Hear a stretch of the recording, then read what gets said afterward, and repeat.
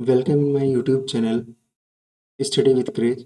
और आज हम एनसीईआरटी और आईसीएसई बोर्ड का जो इम्पोर्टेंट टॉपिक है रेस्पिरेशन इन ऑर्गेनिज्म इसको पढ़ने जा रहे हैं। तो पहले हम रेस्पिरेशन के बारे में जानते हैं कि रेस्पिरेशन कितने टाइप के होते हैं। तो रेस्पिरेशन के टू टाइप्स होते हैं। पहला होता है एक्सटर्नल रेस्पिरेशन। एक्सटर्नल रेस्पिरेशन में हम ऑक्सीजन को इनहेल करते हैं, जिसे कहते हैं इनहेलेशन ऑफ ऑक्सीजन, और कार्बन डाइऑक्साइड को एक्सहेल करते हैं, जिसे कहते हैं एक्सहेलेशन ऑफ कार्बन डाइऑक्साइड। दूसरे टाइप में इसके इंटरनल रेस्पिरेशन दूसरे टाइप को कहते हैं, जिसे हम सेलुलर रेस्पिरेशन भी कहते हैं। ये सेल के अंदर ऑकर करता है। The process of break down of food in the cell with the release of energy is called cellular respiration. तो सेलुलर रेस्पिरेशन क्या होता है, जिसमें हमारा फूड ब्रेक डाउन होकर के एनर्जी रिलीज करता है सेल में, और ये सेल में एनर्जी एटीपी के फॉर्म में स्टोर होती है। एटीपी, एडेनोसाइन ट्राइफॉस्फेट, इसे ही energy currency of the cell कहा जाता है। और ये एनर्जी एटीपी के फॉर्म में माइटोकॉन्ड्रिया में स्टोर होती है। तो ये दो टाइप का रेस्पिरेशन होता है। पहला है एरोबिक, दूसरा है एनारोबिक। तो एरोबिक रेस्पिरेशन जो होता है ये सेलुलर रेस्पिरेशन का ही पार्ट है, एरोबिक और एनारोबिक। तो एरोबिक रेस्पिरेशन ऑक्सीजन के प्रेजेंस में होता है और एनारोबिक रेस्पिरेशन ऑक्सीजन के एब्सेंस में होता है। अब हम पढ़ते हैं एरोबिक रेस्पिरेशन के बारे में। In the cell the food glucose is broken down into carbon dioxide and water using oxygen. When the breakdown of glucose occur with the use of oxygen, it is called aerobic respiration.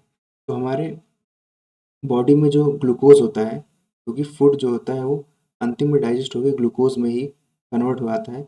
ये glucose further oxygen के presence में cell के अंदर carbon dioxide, water और energy में break down होता है। ये कार्बन डाइऑक्साइड हम एक्सहेल कर देते हैं, वाटर को बॉडी एब्जॉर्ब कर लेती है, और ये एनर्जी सेल में स्टोर हो जाता है एटीपी के फॉर्म में। एटीपी के फॉर्म में ये हमारे शरीर में एनर्जी माइटोकॉन्ड्रिया में विद इन द सेल ये एनर्जी स्टोर हो जाती है। हम नेक्स्ट स्लाइड की ओर मूव करते हैं। नेक्स्ट स्लाइड है एनारोबिक रेस्पिरेशन की। तो मैंने बताया था कि anaerobic respiration without without oxygen होता है, ये ऑक्सीजन की प्रेजेंस में नहीं होता। और ये जो एनारोबिक रेस्पिरेशन होता है ये ईस्ट में होता है और फंगी में भी होता है। और ये सब ऑर्गेनिज्म जो होते हैं इन्हें एनारोब्स कहा जाता है, क्योंकि ये एनारोबिक रेस्पिरेशन परफॉर्म करते हैं। उन्हीं से ये अपनी एनर्जी को ऑब्टेन करते हैं। In the absence of oxygen glucose break down into alcohol and carbon dioxide.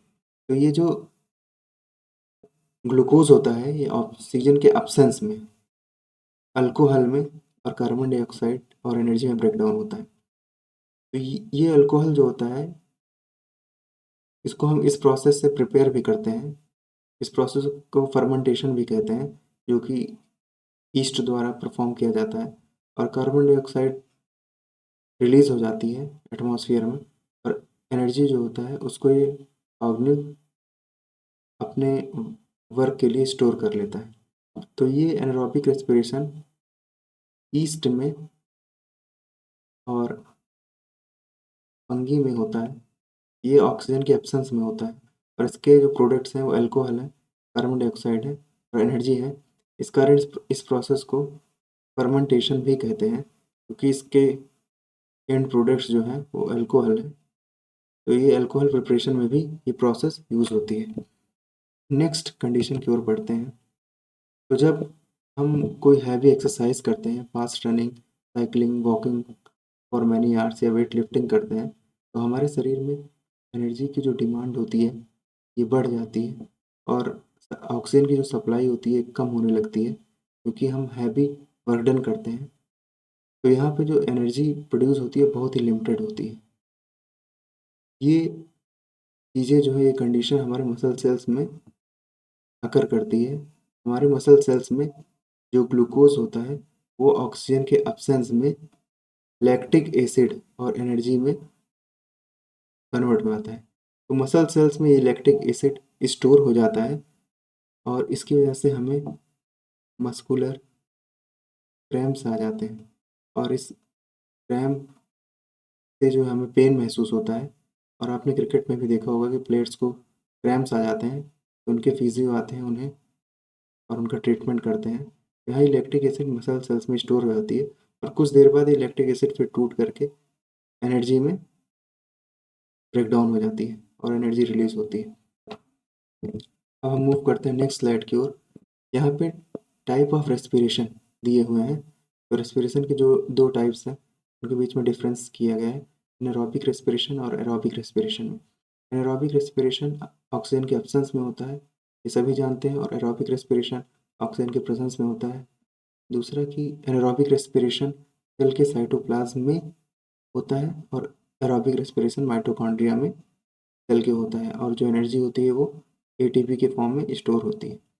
तीसरा पॉइंट है कि जो एनारोबिक रेस्पिरेशन, इसमें small amount of energy release होती है, एटीपी के 2 ही मॉलिक्यूल रिलीज होते हैं, और इधर जो एरोबिक रेस्पिरेशन है इसमें एटीपी के 38 मॉलिक्यूल रिलीज होते हैं।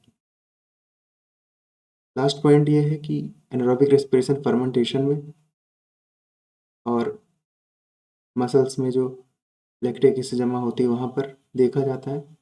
ये ईस्ट में, फंगी में होता है, और वहीं पे जो एरोबिक रेस्पिरेशन होता है इसमें कोई फर्मेंटेशन नहीं होता क्योंकि इसमें ऑक्सीजन अवेलेबल होती है। तो ये थे 4 पॉइंट्स इनके डिफ्रेंशिएट करने पे। तो मिलते हैं किसी अगले टॉपिक में, तब तक के लिए आप सभी को नमस्कार।